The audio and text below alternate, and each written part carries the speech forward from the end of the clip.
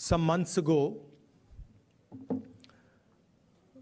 we started a walk from Kanyakumari to Kashmir.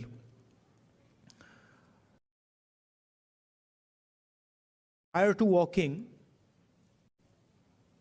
we were finding that the normal tools that we used to use for politics, conversations like this, public meetings, were simply not working anymore. All the instruments that we needed to do politics in India, they were controlled by the BJP and the RSS. You know, people are threatened, cases are put on people, agencies are used on people. So we also are finding that in some way it had become quite difficult to act politically. And that's why we decided to walk from the southernmost tip of India to Srinagar. And when we started, I thought, okay, देखेंगे क्या होता है.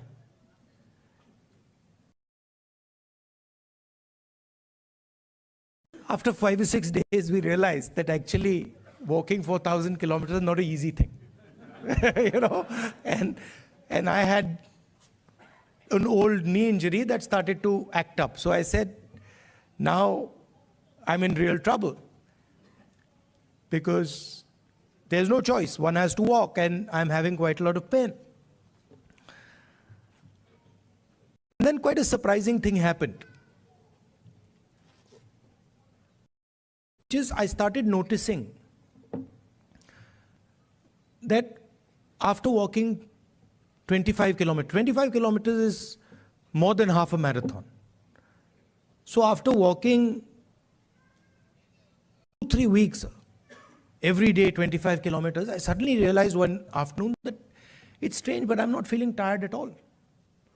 I get up in the morning, 6 o'clock we used to start, and we used to end walking at about 7:38 in the evening, and I was like, this is very strange. I'm not feeling tired at all. What is this? And then I started asking people around that, भाई, ये हो क्या रहा है? आपको थकान हो रही है? Everybody is saying to me, थकान तो नहीं हो रही. It's very strange. We're not feeling tired. So I started to think about it, and I realized that actually what was going on was that it was not us that was walking. It was India that was walking with us. Right? And the large mass of people who are coming, all religions, all communities, everybody, kids, they were creating an atmosphere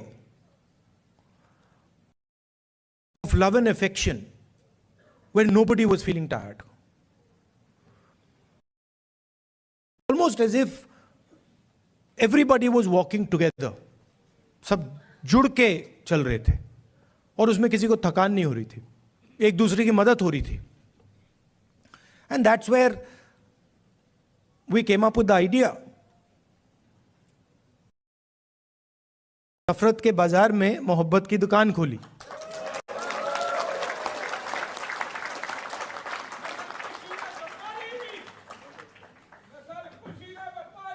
Welcome, welcome.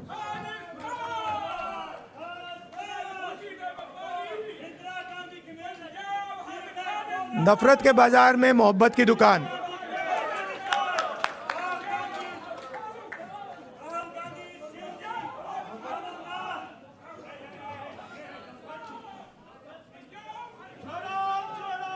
Bharat जोड़ो.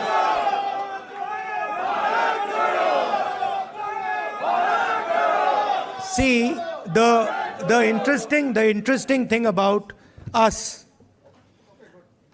about the Congress party, is we have affection towards everybody. If someone wants to come and say something, regardless of what they're saying, We're happy to listen to it. We're not going to get angry. We're not going to get aggressive. We'll nicely listen to it. In fact, we'll be affectionate to them. We'll be loving to them. Because that's our nature.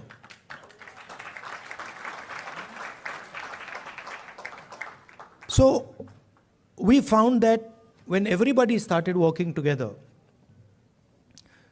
completely different type of energy started coming. And I noticed that the government tried everything. मतलब जो भी उनमें ताकत थी, उन्होंने यात्रा को रोकने में लगा दी. टीवी से उतार दिया, पुलिस को यूज किया, मगर कुछ काम नहीं कर रहा था. और जो यात्रा का इफेक्ट था वो बढ़ता जा रहा था.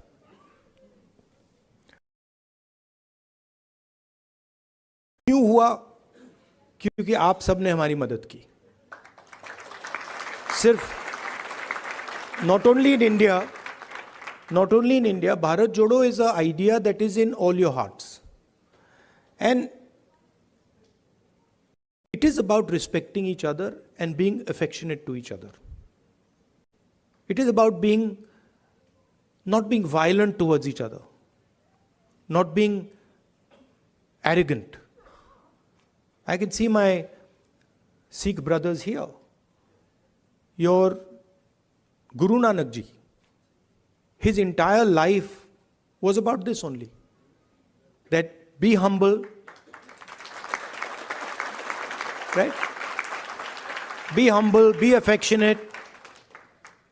And we walk nothing compared to Guru Nanak Ji. I read somewhere that Guru Nanak Ji had gone all the way to Mecca, Saudi Arabia. He had gone to Thailand. He had gone to Sri Lanka. So these giants were doing Bharat Jodo much before we were born. Right? And I can say the same. I can say the same for my friends from Karnataka, Basavana Ji, my friends from Kerala, Narayana Guru Ji.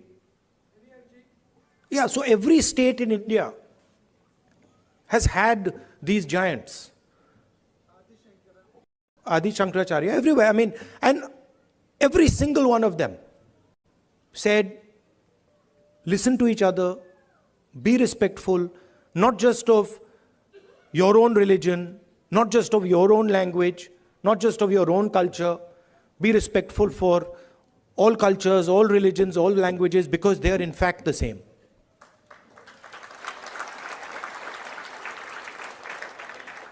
And the assault that is taking place in India, it's taking place on our way of life. Sam Pitroda ji said that he grew up with all people living happily.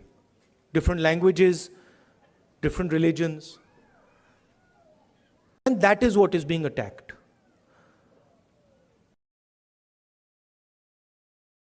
Also, the tradition in India, and again something leaders like Guru Nanak Ji, Basavana Ji, Gandhi Ji emphasized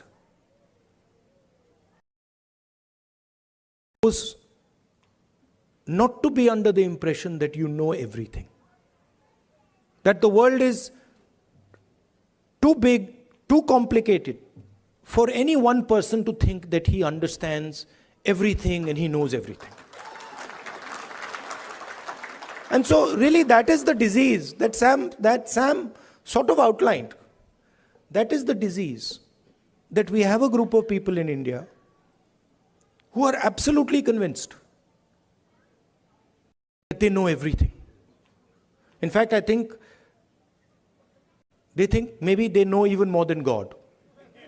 They could sit down with God and have a conversation and explain to him, about what is going on. And of course, our Prime Minister is one such specimen.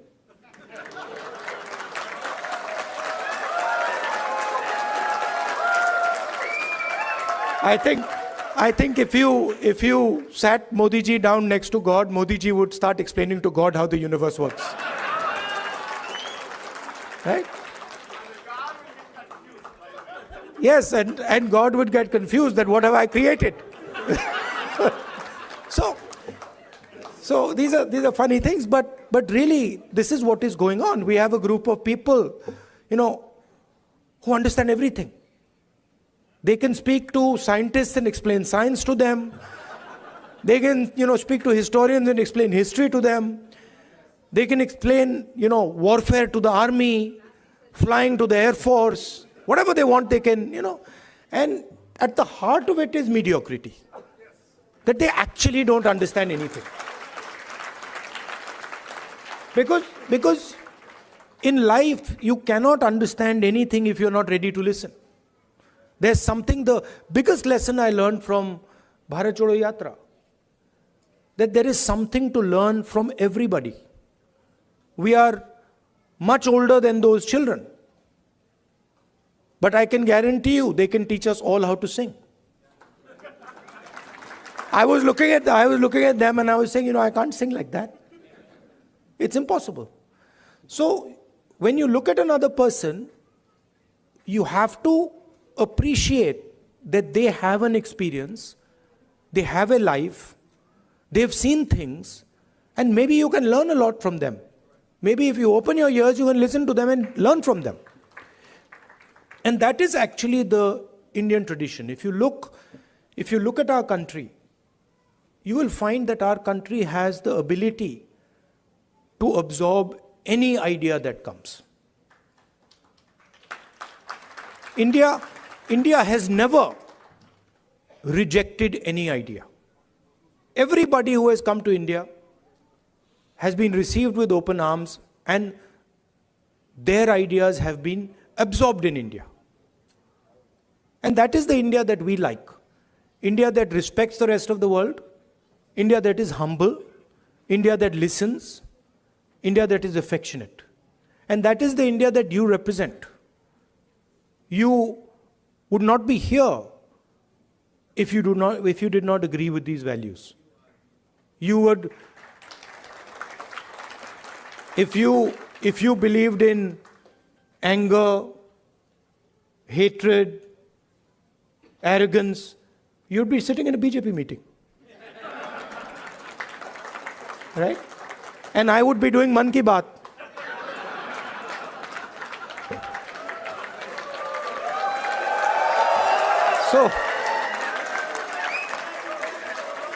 So thank you very much for holding up the Indian flag in America, showing the American people what it means to be Indian, respecting them, respecting their culture, learning from them, and also allowing them to learn from you. You make us all proud. When we think of our country, you're all our ambassadors. When America says Indian people are extremely intelligent, Indian people are masters of IT, Indian people are respectful, all these ideas that have come, they've come because of you and because of your actions and your behaviors. So I thank you very much for that.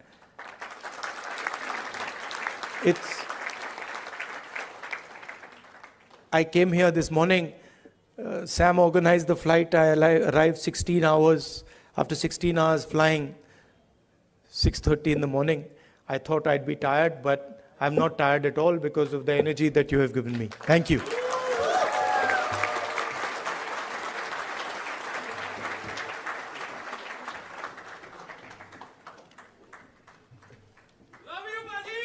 Love you, love you. Now they've asked me to answer your questions. Yes. See that few questions. That also would not happen in a BJP meeting. Yes. No questions there. Okay. Only answers. Thank you. Yeah. Thanks, everyone. Could you please sit down? Thank you. Thank you. So we have many organizations which support. 4 or 5 questions. Yes, sir.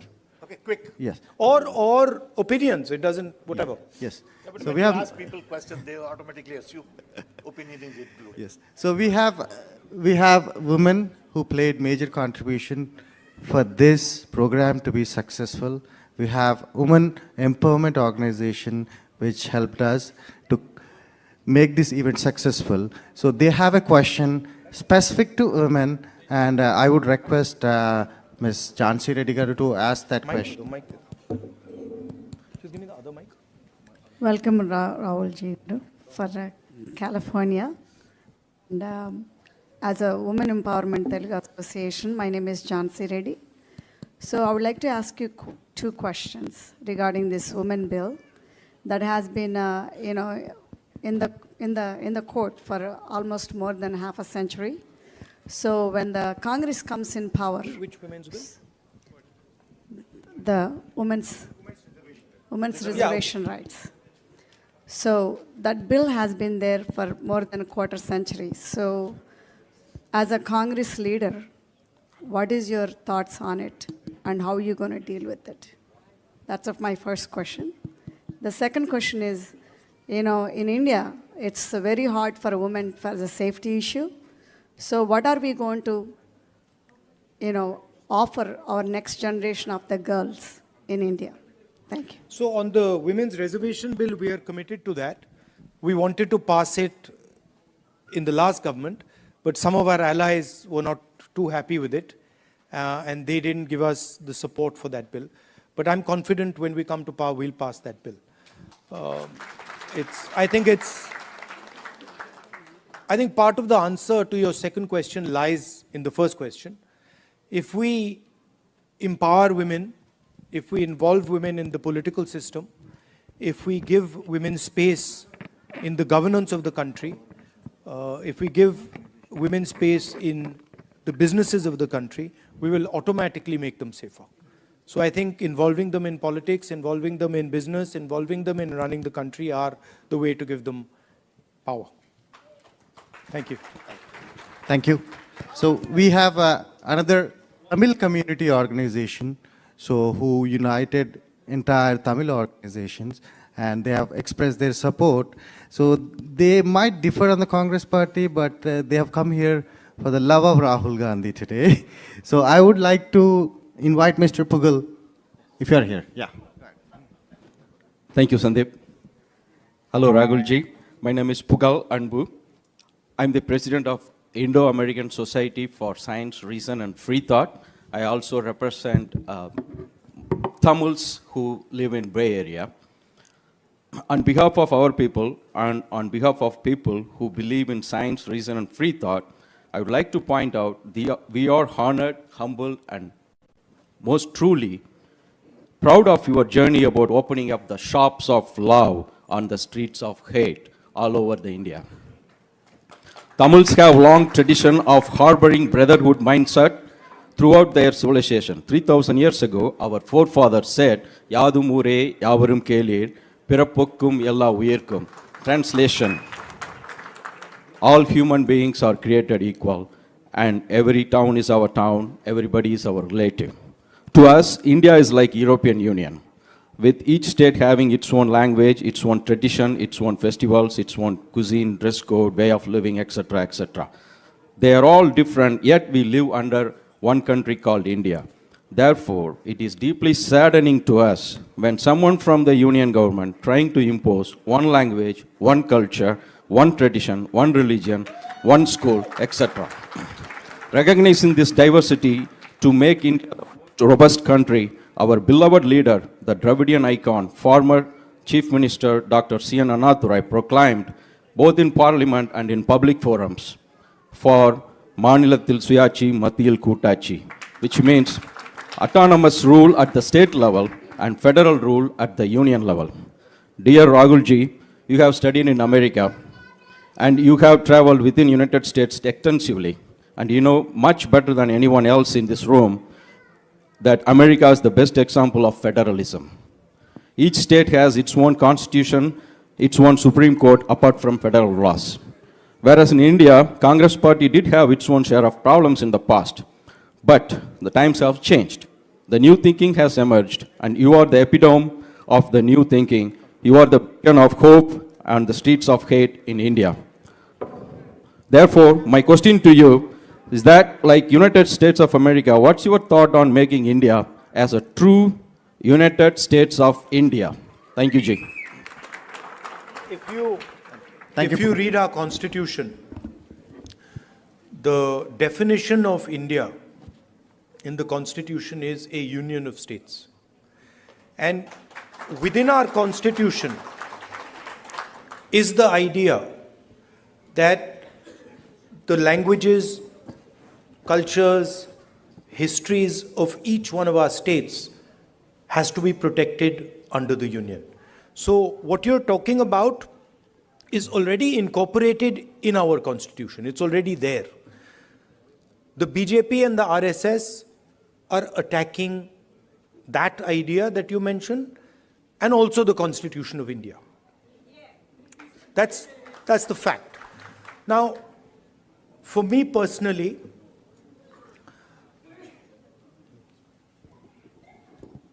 I understand that the Tamil language is more than a language to Tamil people. Right? It is not just a language. It is their history, it is their culture, it is their way of life. And I will never ever allow Tamil language to be threatened. Right? Because for me, threatening the Tamil language is to threaten the idea of India. Just like threatening Bengali or threatening Kannada or threatening Hindi or threatening Punjabi are all attacks on India. Right? So, our strength, unlike many other countries, our strength comes from our diversity. Our strength comes from accepting that we are all different, but we can work together. And that is an idea that I'm sure you and the Congress party are protecting. Thank you. Thank you. Thank you, everyone. Please put your questions brief, respecting everyone's time. I know you have opinions, but please put your questions brief. Next question is Mr. Karthik from Ambedkar King Study Circle. Can we allow people to... Yeah, hold on.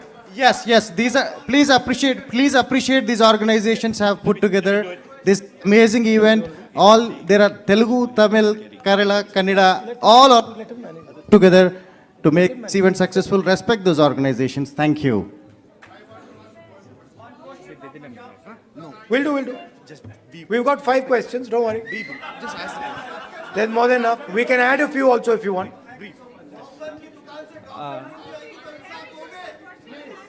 Hello Rahul ji, I am Ganapati from the Ambedkar King Study Circle. First of all, welcome to San Francisco Bay Area. We wholeheartedly thank you for taking up the fight against the fascism.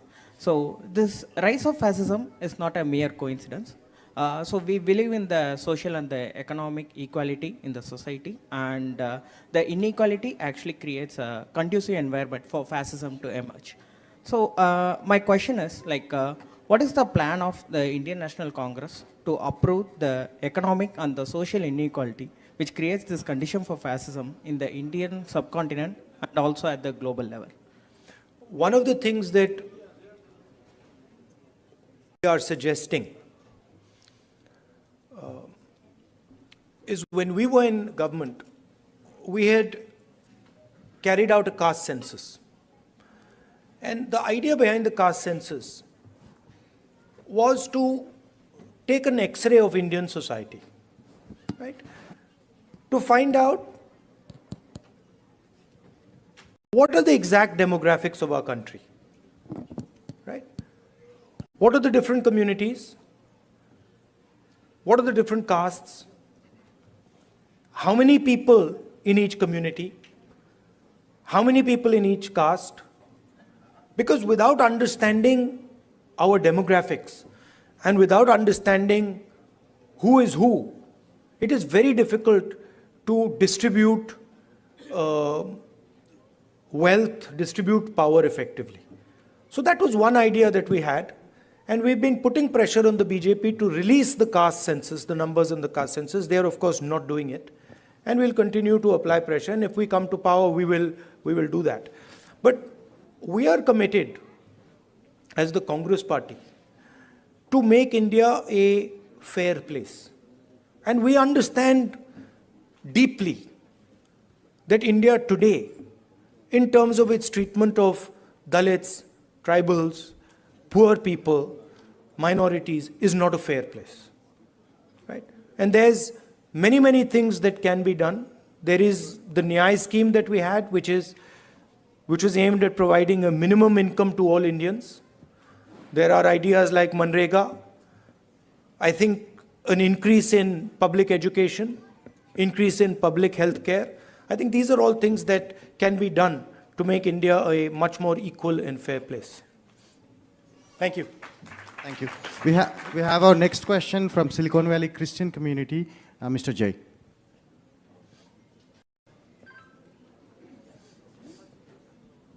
Rahulji, now the Parliament Lok Sabha seats are increasing to 888. What's your take on it?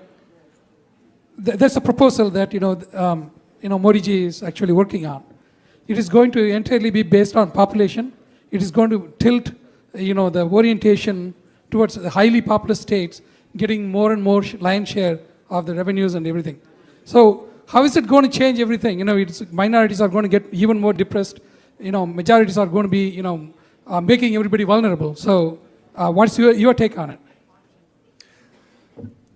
I'd have to look at exactly how they're thinking about doing it. But I think one has to be very careful when one changes the representative structure of a country. So I'd be quite interested in understanding exactly how they've come up with the number 800 and what are the criteria that they're using. These things should not be done flippantly. India is a conversation. India is a negotiation between its languages, between its people, between its histories and cultures, and that negotiation has to be fair. Meaning, all parts of India, all the states of India should feel that there is fairness in the process of negotiation. If I see exactly how they're coming up with 800 and what is the design, then I would be able to answer whether I agree with the number 800, but I haven't seen the way they're calculating it. Distracting everybody with that new parliament, building opening, and Yes. giving the center. Yeah. It's distracting everybody.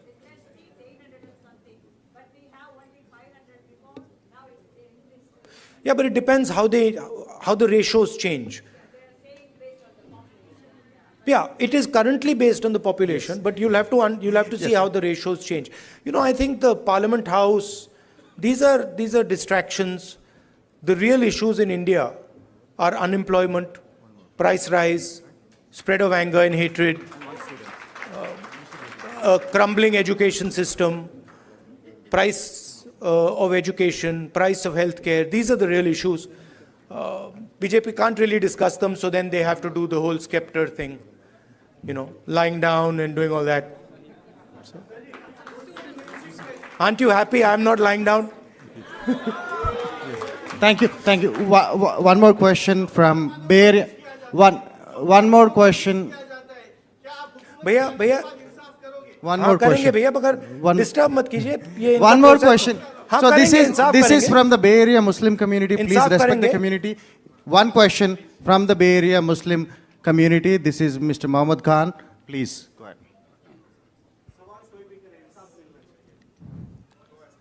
मिलेगा Rahul ji, thank you so much for coming all the way here. आपने जो ये नफ़रत के बाज़ार में मोहब्बत की दुकान खोली है, उसका बहुत बहुत शुक्रिया. I think this is something which we were starving for as Muslims from the Bay Area. We all want to thank you for your time and for your efforts in coming all the way here. As you know that, Muslims have the security threat today. It was never before. The way we see today, like whenever we call and talk to anybody, it's like, kya ho raha hai yahan pe? What's going on?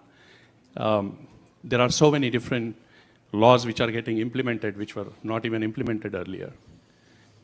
If it is just of the security, it's okay. But then if it goes on and on, like lynching, aap le lijiye. Musalman bachon ko jo hai, they are putting in the jails for the crimes which they have not committed. What strategy will you adopt, or what hope are you giving to Indian Muslims, which is going to change the whole thing back to the point where we were and get back to the normal stream to develop India? The best way for me to explain that is the line, Nafrat ke bazaar mein mohabbat ki dukaan. That is the best way I can say it, which is that it is felt most strongly by the Muslim community, okay, because it is done most directly to them. But in fact, it is being done to all minorities. I can guarantee you that the same way you are feeling attacked, I can guarantee you my Sikh brothers are feeling the same thing. I can guarantee you my Christian brothers are feeling the same, sisters are feeling the same thing, right? I can guarantee you the Dalit community is feeling the same thing. Tribal community is feeling the same thing, right? In fact, anybody who is poor in India today, right? When he looks at the extreme wealth that a limited number of people have, in some way he feels the same thing that you feel. That what is going on? How is it that these 5 people have lakhs of crores and I have nothing to eat, right? So you feel it most because it is directed at you most aggressively. But it is a phenomena that is taking place against everybody in India, right? And you cannot cut hatred with hatred. It's impossible, right? You know that. You can only cut hatred with love and affection. And I was surprised at how easy it was to erase hatred in India. I was shocked. I didn't imagine that भाई इधर से उधर चलने से इतना असर पड़ेगा. I didn't imagine it. Right? Indian people, as you yourself have said, they don't believe in this stuff. They don't believe in hating each other. They don't believe in killing each other. This is a small group of people who have got control of the system, who've got control of the media, and who are fully supported by, big money. Right? But this is not the large mass of Indian people. I can guarantee you, I walked from Kanyakumari to Kashmir. I can guarantee you there are more people who believe in love and affection than hatred. Millions and millions more. So don't be pessimistic. Also, I'd like to point out another thing. This happens periodically in India.